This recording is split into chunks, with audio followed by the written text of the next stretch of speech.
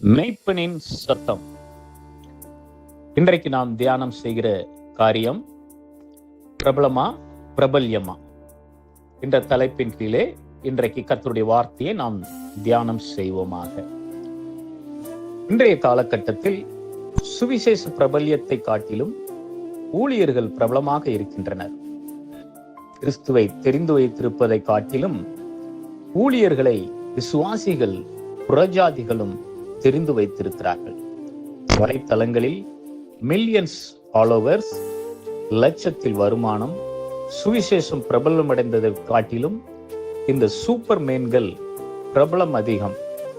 அப்போஸ்தலனாகிய பவுலும் பர்னபாவும் முன்பாக ஜனங்கள் பலியிட மனதாயிருந்த போது வஸ்திரங்களை கிழித்து கொண்டு ஓடினதையும் வேதத்தில் வாசிக்கிறோம்.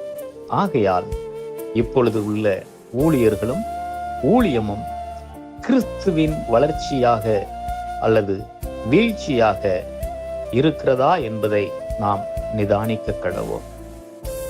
என்னுடைய மனைவியுடைய தாயார் கடந்த ஞாயிற்றுக்கிழமை அவர்கள் கர்த்தருக்குள்ளே மரித்து போனார்கள்.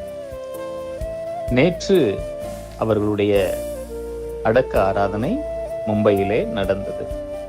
அநேக ஊழியர்களும் விசுவாசிகளும் திரளாய் கலந்து கொண்டார்கள்.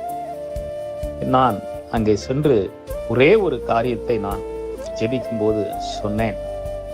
இந்த தாயார் 45 வருடம் தன்னுடைய கணவர் பாஸ்டர் அந்தோனி பிச்சை அவர்களோடு கூட இணைந்து கர்த்தருடைய ஊழியத்தை அவர்கள் செய்திருக்கிறார்கள்.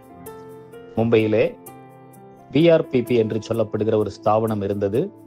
அந்த ஸ்தாபனத்திலே இவர்கள் இருந்து ஒரே மந்திரமாக இயேசு கிறிஸ்துவை மும்பைக்கு சொல், மும்பையை குறித்து இயேசுவுக்கு சொல் என்ற பிரதான கட்டளையாக அவர்கள் வைத்து அவர்கள் நடந்து சென்று ஊழியம் செய்த பல இடங்களிலே இன்றைக்கு சபைகள் இருக்கிறது, ஊழியர்கள் இருக்கிறார்கள், விசுவாசிகள் இருக்கிறார்கள். அவர்கள் நடந்த பாதங்கள் இன்றைக்கு ஓய்வெடுத்திருக்கிறது. ஆனால் அநேக சபைகள் அந்த இடங்களிலே இன்றைக்கு இருக்கிறதை பார்க்கும்போது மிகுந்த மகிழ்ச்சியா இருக்கிறது. 2 ரூபாய் கொடுத்து அந்த ஊழியத்தை அவர்கள் செய்ய சொல்லுவார்கள். அந்த 2 ரூபாயை வைத்துக்கொண்டு இவர்கள் காலையிலிருந்து இரவு வரைக்கும் சுவிசேஷ ஊழியத்தை ஓய்வில்லாமல் செய்த நிமித்தம் இன்றைக்கு மும்பையிலே அநேக திருச்சபைகள், அநேக விசுவாசிகள், அநேக ஊழியர்களை இன்றைக்கு பார்க்க முடிகிறது. என் அன்பு தேவனுடைய பிள்ளைகளே, இந்த தாயார் செல்லக்கனி அந்தோனி பிச்சை அவர்கள் பிரபலம் இல்லை, ஆனால் அவர்கள் சுவிசேஷின் பிரபல்யத்திற்காக ஓடினவர்கள். இப்படி அநேக ஊழியர்கள் இன்றைக்கு வலைத்தளங்களிலே இல்லை.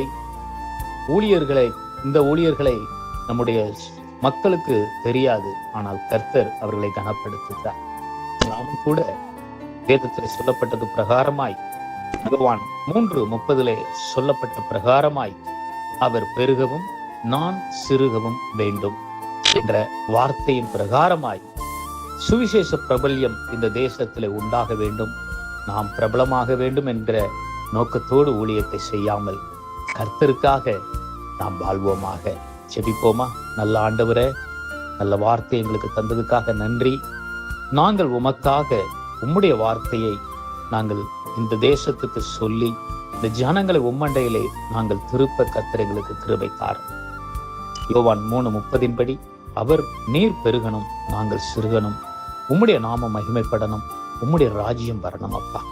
அதற்கு எங்களை நாங்கள் ஒப்பு கொடுக்கிறோம், தாழ்த்துக்கிறோம். இயேசுவின் நாமத்தில் ஜெபிக்கிறோம் நல்ல பிதாவே. ஆமென், ஆமென். God bless you.